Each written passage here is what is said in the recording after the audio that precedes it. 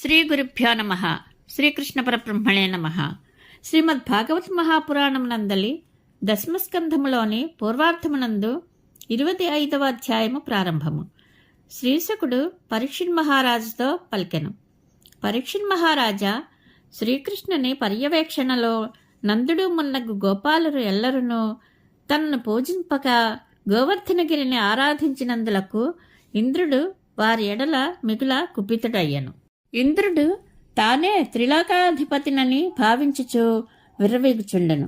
అందువలన గోపాలుర ఎడ మిగుల క్రుద్ధుడయ్యున్న ఆ దేవేంద్రుడు జలప్రళయము ద్వారా విలయమును సృష్టింపగల సంవర్తకనామ మేఘములను వ్రజభూమి వినాశనమునకై ప్రేరేపించుచు ఇట్లనెను. మేఘములారా, అడవులలో నివసించుచున్న ఈ గోపాలురకు ధనమదము నెత్తికెక్కినది. అందువలన వారు కన్ను మిన్ను గానకయున్నారు. మానవమాత్రుడైన కృష్ణుని నమ్ముకొని వీరు దేవతలకు ప్రభుడనైన నన్నే అవమానించినారు. సంసారమనే సముద్రమును దాటుటకు అనువైన సాధనము బ్రహ్మవిద్యయే. దానిని త్యజించి అజ్ఞానులు ఓటిపడవ వంటి కర్మమయములైన యజ్ఞములను ఆచరించడం ద్వారా భవసాగరమును దాటగోరుదురు. ఈ కృష్ణుడు వాచాలుడు, మూర్ఖుడు, నీతి లేనివాడు, అజ్ఞాని, తనను ఒక మహాపండితునిగా భావించుకునివాడు. అట్టి మనుష్యమాత్రుడైన కృష్ణుని మాటపై విశ్వాసము ఉంచి నాకు అప్రియమును కూర్చున్నారు. ఈ గోపాలురు ప్రస్తుతము ధనమదముచే గర్వితులై ఉన్నారు. దానికి తోడుగా కృష్ణుడు పెడదారి పట్టించుటచే వీరు ఇంకనూ విర్రవీగుచున్నారు. కనుక మీరు వెంటనే వ్రజభూమికి వెళ్ళి ధనమదము కారణముగా వీరిలో పెచ్చు పెరిగిన అవినయమును తొలగింపుడు. అట్లే వీరి గోవులను హతమార్చుడు. ఆ నందగోకులమును రూపుమాపుటకై నేనును ఐరావతమునెక్కి మిగుల బలపరాక్రమము గల మరుద్గణములతో గూడి మీ వెనువెంటనే ఆ వ్రజభూమికి ఏతెంతును. శ్రీశకుడు పలికెను. పరీక్షిన్ మహారాజా, ఇంద్రుడు ఈ విధంగా ఆజ్ఞాపించి సంవర్తాది ప్రళయకాల మేఘములకు స్వేచ్ఛనిచ్చెను. వెంటనే అవి నందగోకులముపై విజృంభించి జడివానలతో ముంచెత్తి దానిని కకావికలమనర్చసాగెను. అప్పుడు నలుదిక్కుల యందును మెరుపులు విజృంభించుటతో దిక్కుతోచని స్థితి ఏర్పడెను. తీవ్రములైన మేఘముల ఉరుములతో పిడుగుపాటులతో భయావహ స్థితి ఏర్పడెను. చండప్రచండములైన వాయువులు తోడుకాగా ఆ మేఘములు వడగండ్ల వానలను కురిపించెను. మేఘములు ఎడతెరిపి లేకుండా స్తంభముల వంటి వర్షధారలను కురిపింపసాగెను. ఆ దెబ్బతో భూమి అంతయు జలప్రవాహములతో నిండిపోయెను. ఆ వరదల ప్రభావమునకు మిట్టపల్లములను గుర్తించుటకు వీలు లేకుండెను. కుండపోత వానల ధాటికిని పెనుగాలుల తాకిడికిని తట్టుకొనలేక గోవులు గడగడ వణుకుచూ చెల్లా చెదరైపోసాగెను. గోపాలులను గోపికలను తీవ్రమైన ఆ చలిబాధకు తాళలేక శ్రీకృష్ణుని శరణజొచ్చిరి. కుంభవృష్టి కారణంగా కష్టముల పాలైన వ్రజవాసులు తమ శిరస్సులను వస్త్రములతో కప్పుకొనిరి. పసిపిల్లలను తమ ఒడులలో దాచుకొనిరి. అంతటా వారందరూ మిగుల వణికిపోవచ్చు రక్షణకై శ్రీకృష్ణ భగవానుని చరణములను ఆశ్రయించి ఆ స్వామికి ఇట్లు విన్నవించుకొనిరి. కృష్ణ, ఓ కృష్ణ పరమాత్మ, ఓ ప్రభు, నీవు భక్తవత్సలుడవు. అన్ని విధములుగా ఈ గోకులమునకు నీవే దిక్కు. విజృంభించుచున్న ఈ మేఘముల బారి నుండి మమ్ములను రక్షించుటకు నీవే సర్వసమర్థుడవు. మిగుల ప్రమాదకరమైన వడగండ్ల వాన హఠాత్తుగా వచ్చి పడుటతో గోకులమంతైనో అతలాకుతలమై దిక్కుతోచని స్థితికి గురి అయ్యను. వారి పరిస్థితిని గమనించి కృష్ణ భగవానుడు ఇది అంతైనూ క్రుద్ధుడైయున్న ఇంద్రుని యొక్క నిర్వాకమే అని తలపోసెను. అంతటా ఆ ప్రభువు తనలో ఇట్లనుకొనెను. మనము ఇంద్రుని గూర్చి యజ్ఞము చేయనందులకు అతడు మిగుల కినుక వహించినాడు.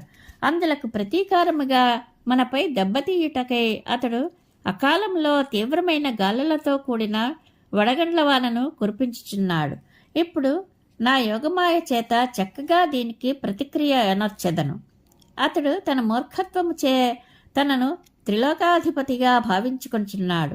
కనుక అతని ఐశ్వర్యమదమును అజ్ఞానమును రూపుమాపి అతనికి బుద్ధి చెప్పెదను. నా ఎడల భక్తి శ్రద్ధలు గల దేవతలు ఎల్లప్పుడూ సత్వగుణ ప్రధానులై ఉండవలెను. ఎట్టి పరిస్థితిలోనూ వారు మేమే సర్వాధిపతులము అని గర్వపడరాదు. సత్వగుణము నుండి భ్రష్టులైనట్టు వీరికి తగిన గుణపాఠమును నేర్పి గర్వమును అణచెదను. దానివలన చివరకు వీరు తమ తప్పులను తెలుసుకొని దారికి వస్తురు. ఈ వ్రజవాసులు అందరూ నన్ను శరణుజొచ్చిరి. వీరిని నేను నా భక్తులుగా స్వీకరించి తిని, వీరికి నేనే ఏకైక రక్షకుడను. కనుక నేను నా యోగమాయ చేత వీరిని కాపాడెదను. పరమభక్తులను రక్షించుటయే నా వ్రతము.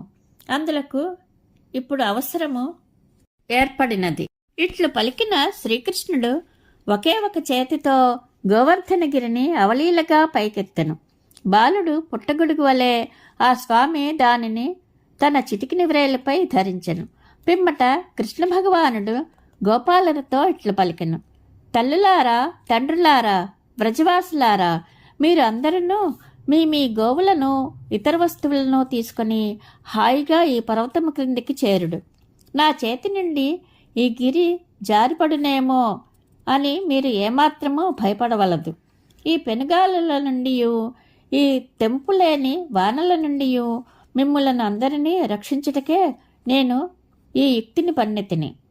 శ్రీకృష్ణుడు ఇట్లు అభయవచనములను పలికిన పిమ్మట గోపాలురు స్వస్థచిత్తులైరి. వెంటనే వారు ఎల్లరూ తమ తమ గోవులతో, సామగ్రితో, పుత్రపౌత్రులతో, భృత్యులతో, పురోహితులు మొదలగు వారితో గూడి ప్రశాంతముగా ఆ కొండ క్రిందికి చేరిరి. గోపాలురు తమకు కొండంత అండగానున్న శ్రీకృష్ణుని యొక్క చల్లని చూపుల నుండి అమృతవర్షమును ఆస్వాదించుచు ఆ ఆనంద పారవస్యంలో తమ ఆకలి దప్పులను, సుఖాపేక్షను మరిచిరి. అప్పుడు శ్రీకృష్ణ పరమాత్మ ఏమాత్రము కాలు కదపకుండా 7 దినముల పాటు ఆ పర్వతమును ధరించి వారిని చక్కగా ఆదుకొనెను. అంతటా ఇంద్రుడు శ్రీకృష్ణుని యొక్క యోగమాయా ప్రభావమును వీక్షించి ఎంతయో ఆశ్చర్యచకితుడయ్యెను. తన సంకల్పము నెరవేరకపోవటతో అహంభావమును వీడి సంవర్తాది మేఘములను పూర్తిగా నివారించెను. పిమ్మట భయంకరమైన గాలులు, వర్షములు ఆగిపోయెను. ఆకాశమున మబ్బులు చెదరిపోవుటతో సూర్యదర్శనమయ్యెను. అప్పుడు గోవర్ధనగిరిధారి ఆ ప్రశాంత వాతావరణమును చూచి గోపాలులతో ఇట్లనెను. గోపాలులారా, పెనుగాలులు, జడివానలు ఆగిపోయినవి. నదీ జలములు సాధారణ స్థాయికి చేరినవి. కనుక మీరు మీ గోవులతో, భార్యాపుత్రులతో, బంధుమిత్రులతో, సామగ్రులతో గూడి నిర్భయముగా బయటికి చేరుడు. శ్రీకృష్ణుని సూచనలను అనుసరించి గోపాలురు తమ గృహోపకరణములు బండ్లపై చేర్చుకుని స్త్రీ బాల వృద్ధులతో కూడి తిన్నగా కొండ క్రింది నుండి బయటికి వచ్చిరి.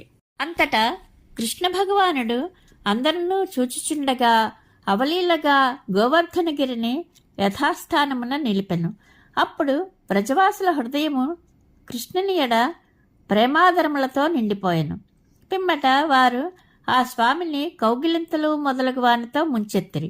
గోపికలు స్నేహపూర్వకముగా సంతోషముతో ఆరాధించిరి.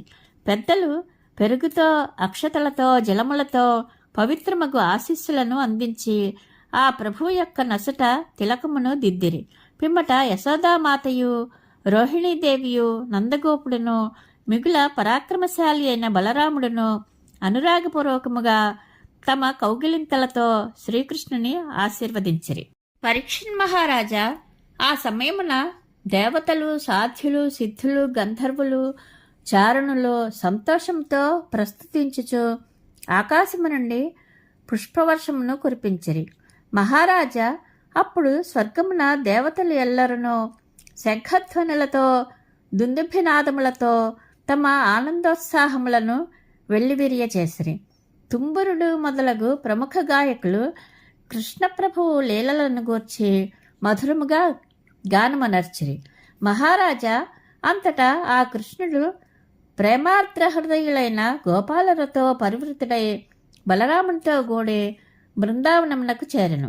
గోపికలు సంతోషంతో మురిసిపోవచ్చు హృదయాలను దోచుకొనుడు శ్రీకృష్ణుని గోవర్ధన ధారణాది లోకోత్తరమగు దివ్యలీలలను కొనియాడుచు ఆనందంతో పాడుకొంచు అచ్చటకు చేరిరి.